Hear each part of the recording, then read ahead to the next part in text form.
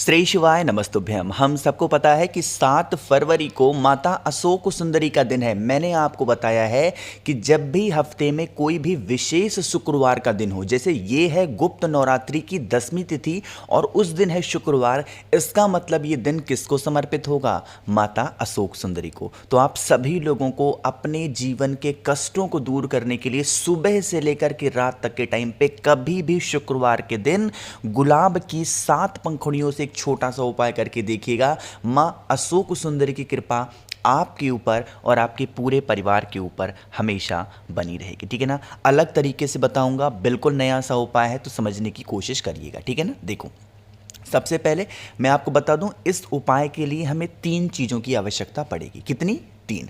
कौन कौन सी? एक तो आप सभी को लेना है पीला चंदन। ठीक, ध्यान रखिएगा, मैंने बता रखा है पीला चंदन किसी भी रूप में हो सकता है, चाहे वो नॉर्मल पीला चंदन हो, अष्टगंध के रूप में हो सकता है ना, जैसा भी हो, या फिर गोपी चंदन, जो भी आपको मिल जाए, पीला चंदन होना चाहिए। ठीक है ना? और जो भी चंदन लोगे वो कैसा लोगे? गीला करके लोगे। ठीक, इतनी बातें क्लियर हुई। दूसरा, हम सभी को लेना होगा गुलाब जल, है ना? गुलाब का फूल तो लेना ही लेना है, साथ ही साथ गुलाब जल। आप सभी के घरों में जितने भी लेडीज़ होंगी, महिलाएं होंगी, बहनें होंगी, कॉस्मेटिक यूज़ करती होंगी, तो गुलाब जल तो रखी होंगे ना, तो गुलाब जल का इस्तेमाल करेंगे। अब 2 चीज़ें तो हो गई, एक चीज़ हमें और लेनी है और वो है गुलाब का फूल। लेकिन पूरे फूल को हमें लेने की आवश्यकता बिल्कुल भी नहीं है। कितना? गुलाब की मात्र 7 पंखुड़ियों को लोगे। अब मान लेते हैं बहुत खोज रहे हो बट नहीं मिल पा रहा गुलाब का फूल, तो आप कोशिश करना कोई सा भी फूल ले लो, लेकिन पहले खोज ले, क्योंकि इस उपाय का नियम ही यही कहता है कि हमें गुलाब के फूल से उपाय करना, यानी कि गुलाब की 7 पंखुड़ियों से उपाय को करना है। ठीक है ना? अब इन सभी चीज़ों को लेकर के कहाँ पे पहुँचोगे? सीधा महादेव के शिवलिंग के पास में। मैंने आपको बताया है ये दिन किसका है? माता अशोक सुंदरी का। तो सबसे पहला काम आपको क्या करना है? जो आपके पास में पीला चंदन है, उस पीले चंदन का लेपन माता अशोक सुंदरी के स्थान पे खूब अच्छे से करना। देखो कैसे मैंने कर दिया, आप भी कुछ ऐसे ही लेपन करोगे। लेपन करने के बाद में आपके पास में गुलाब जल होगा। अरे है कि नहीं है? तो अब आप लोगों को 2-4-10 बूंद गुलाब जल इसी पीले चंदन के ऊपर रख करके और फिर उसका भी लेपन करेंगे। अब जब गुलाब जल का लेपन करोगे तो जो आपकी मनोकामना है, जो आपके विशेष हैं, जो आपके जीवन के कष्ट हैं, वो आप किससे कहोगे? भोले शंकर से नहीं कहना है, हमें किससे कहना है? माता अशोक सुंदरी से। और जब आप कोई भी बात माता अशोक सुंदरी से कहोगे तो माता अशोक सुंदरी आपकी इस बात को सीधा महादेव से जा कर के कहेंगी, और उसके बाद में महादेव, ऐसा हो ही नहीं सकता कि वो अपनी छोटी पुत्री, प्रिय पुत्री मां अशोक सुंदरी की बात को मना कर पाए या फिर इग्नोर कर सके ना। तो आप सभी लोगों को उनके स्थान पे ऐसे लेपन करना। अब लेपन करने के बाद में मैंने आप लोग को जो गुलाब की 7 पंखुड़ियाँ बताई हैं, उन्हें आपको एक एक करके यहीं पे आपको समर्पित कर देना। ठीक है ना? मेरी बातें समझ में आई? हाँ, आप कहोगे भैया क्या जल नहीं चढ़ाना? तो आपको यह उपाय करने के बाद जल नहीं चढ़ाना है। आप जब यह उपाय करने के लिए स्टार्ट करो, सबसे पहले पहुँचते ही 1 लोटा जल भोले शंकर के शिवलिंग के ऊपर समर्पित कर देना, श्री शिवाय नमस्तुभ्यम का जप करके। यकीन मानिए, अगर इस उपाय को आपने विधि विधान के साथ कर लिया तो कोई भी प्रॉब्लम, कोई भी दिक्कत आपको नहीं होने वाली। ठीक है ना? करिएगा ज़रूर। तो आप सभी लोगों ने यहाँ पे पहले उपाय की बातों को समझ लिया। आगे बढ़ते हैं अब इस वीडियो के हम लोग अपने दूसरे उपाय की तरफ, जो कि मात्र आपको करना है 2 चीज़ों से ना। अब बातें करते हैं इस उपाय के बेनिफिट क्या है। जैसे कोई भी इंसान घर का है जिसको रोग बीमारी बहुत ज़्यादा है और वो इंसान बहुत ज़्यादा परेशान है, बहुत ज़्यादा डिस्टर्ब चल रहा है, दवा खा खा करके डॉक्टर कोई भी उसका इलाज ठीक से नहीं कर पा रहे हैं, तो आप इस उपाय को करेंगे, है ना? क्या करना है? ऐसे तांबे का लोटा ले लो, नॉर्मल सा। ठीक, तांबे के लोटे में आपको जल भर लेना। ठीक है ना? क्या करोगे? जल भरेंगे। अब जल के अंदर आपको डालना होगा काला तिल। क्या डालोगे? काला तिल। अब ये बात आती है कि भैया क्या काला तिल गिनना है? तो इसका जवाब है नहीं, काला तिल आपको गिनने की आवश्यकता नहीं है, बस आप 1 चुटकी काला तिल डाल देना। फिर आप इस कलश को उठाना और कहाँ पे लेकर के जाओगे? शुक्रवार का जो दिन होता है, शमी पेड़ के नीचे उपाय किया जाता है, वहाँ पर लेकर के जाएंगे। एक नाम यहाँ मैं लिखने की कोशिश कर रहा हूँ, हो सकता है आपको याद आ जाए। आपको महादेव का अवधूत रूप ध्यान रखना है, इसीलिए कौन से नाम से हमें उपाय करना है? अवधूतेश्वर महादेव। कौन से नाम से? अवधूतेश्वर महादेव।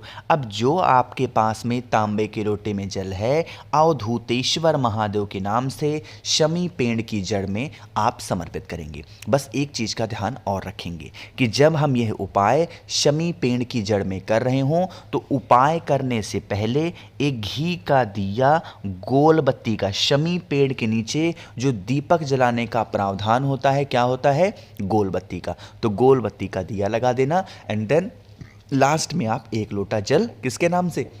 अवधूतेश्वर महादेव के नाम से चढ़ा देंगे। जो भी व्यक्ति या फिर जिस भी प्रकार की बीमारी आप पे घर में आती है या फिर आने वाली होती है, उस बीमारी से आपको छुटकारा ज़रूर मिलता है। ठीक है ना? करिएगा, भूलिएगा नहीं। बहुत ही छोटा सा उपाय था। 2 उपाय आपको समझ में आ गए हैं। आगे बढ़ते हैं इस वीडियो के हम लोग अपने तीसरे उपाय की तरफ, जो कि आप सभी को किससे करना है? लाल चंदन से करना होगा। अब देखो, सबसे पहले मैं आपको एक छोटी सी बात बता दूं कि अगर अभी तक आपने चैनल को सब्सक्राइब नहीं किया, अचानक से आप वीडियोस को देखने लग गए हो, मेरी आवाज़ आप पहली बार सुन रहे हो, चैनल को ज़रूर सब्सक्राइब करेंगे और वीडियो पसंद आ रही हो तो लाइक करिएगा, नहीं पसंद आ रही है तो डिसलाइक मार देना। दोनों बातें हैं ना।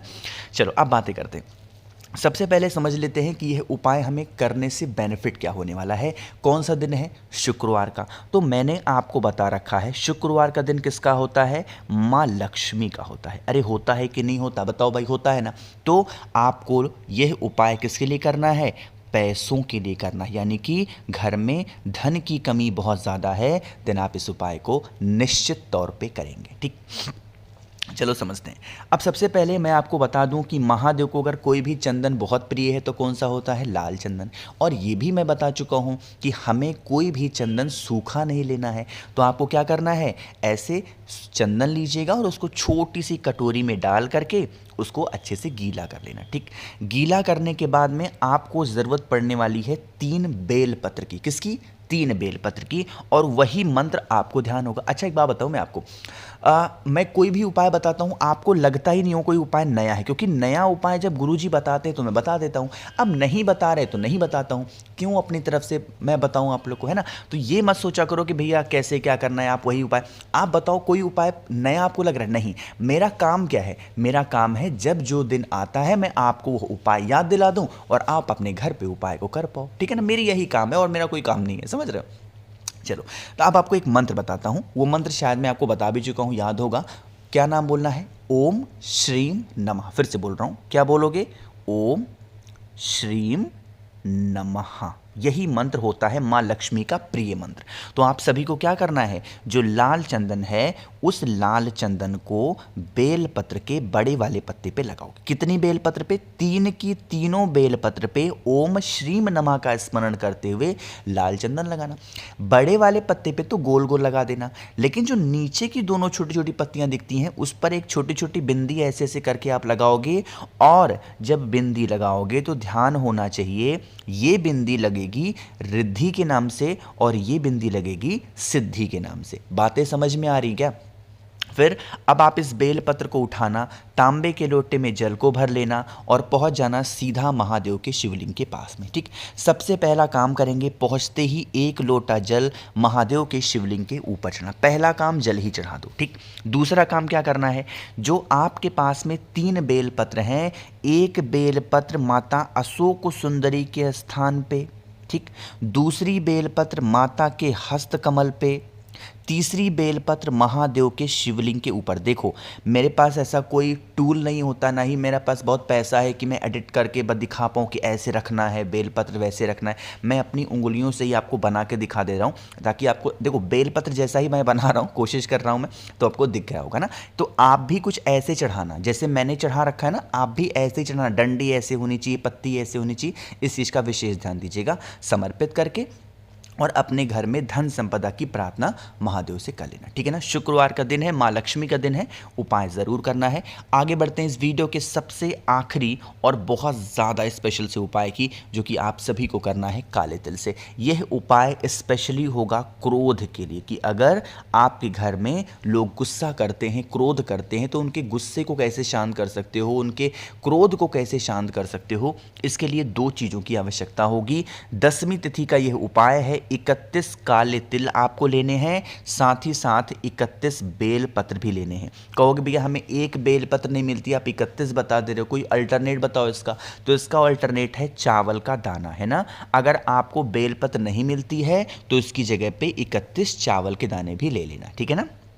अब आपको क्या करना है, तांबे के लोटे में जल को लेकर के पहुंच जाना महादेव के शिवलिंग के पास में, और आप सबको सबसे पहला काम करना है कि जो आपके पास में बेल पत्र है उस बेल पत्र को भोले शंकर के शिवलिंग के ऊपर समर्पित करो। फिर काला तिल रखो, फिर बेल पत्र, फिर काला तिल, फिर बेल पत्र, फिर और इसी तरीके से अल्टरनेट आपको समर्पित करने, पहले बेल पत्र, फिर काला तिल, फिर बेल पत्र, फिर काला तिल, इस तरीके से आपको समर्पित करने हैं। अगर आपने बेल पत्र के स्थान पे चावल के दाने लिए हैं तो पहले चावल का दाना, फिर काला तिल, फिर चावल, फिर काला तिल, फिर चावल, फिर काला तिल, इस प्रकार से आपको रखते जाने हैं। 31 बेल पत्र, 31 काले तिल को श्रम्भेश्वर महादेव, फिर से बोल रहा हूँ कौन से नाम से, श्रम्भेश्वर महादेव के नाम से आप सभी को इस उपाय को करके और 1 लोटा जल चढ़ाना। जो भी व्यक्ति घर में क्रोध करता है महादेव से विनती करके, प्रार्थना करके, और आप अपने घर जा सकते हो, ठीक है ना। करके देखिएगा इस उपाय को, आप पे घर में कभी कोई इंसान क्रोध नहीं करेगा, गुस्सा नहीं करेगा,